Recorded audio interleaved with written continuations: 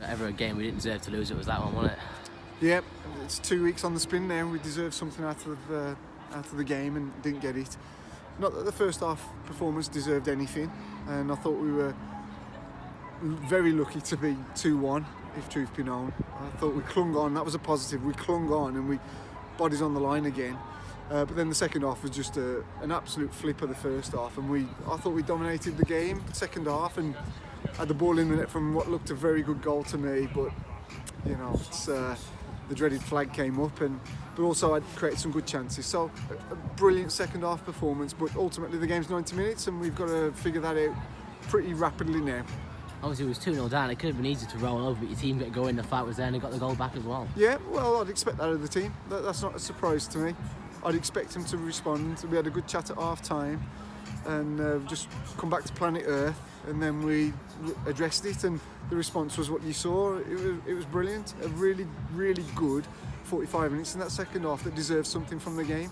Obviously you said about clinging on just before half time as well. That's something I think in previous weeks we've struggled to do, haven't we? We conceded just before half time, so another positive there as well. Yeah, listen, you shouldn't ever diminish the fact that teams are willing to roll their sleeves up and fight and put bodies on the line, and we've got an abundance of that, really, led very, very expertly by Katie Mack and Holly and Brooke at the back. The three of them particularly again today just stand out, but that rubs off on people and others were doing it. So the fact that we were under pressure but dealt with it is a real positive, so I'm happy with that.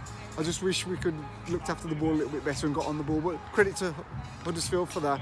They were excellent in the first half. I remember you mentioned in the interview once that you hate losing but you learn to deal with it. How are you dealing with it at this period, because they are just really tough losses and really narrow losses as well? Well, the same as ever, really. Look, I'm not going to lose myself, I'm not going to go crazy, I'm not going to start scrambling for a solution. We've got the solution here and it's coming together, it's coming, and I think in a number of weeks' time we'll be at the point where we're winning game after game, and that will happen here, but it's got to happen, and we are in that must-win sort of territory now. I think coming up the next run of games we've got to start getting 3 points and at the end of 90 minutes work. So that's what we're after, and that's where we're at. But we'll certainly cope with whatever football brings. What's the worst thing? We lost the game of football. We got to go again, and that's it. And we've got them types of people around. What was the message to the players after the game? After the game,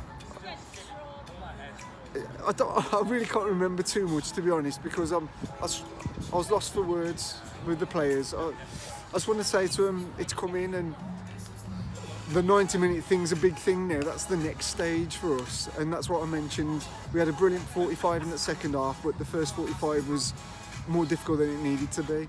So it's about putting together a 90-minute performance, and when we start doing that, we'll win a game, and then that will become the new norm, that will become the habit, and we'll just go from there, because this team is a really good side, and I know that doesn't count for much at the minute with points not being picked up, but it is, and when we start winning, it won't be a surprise to me.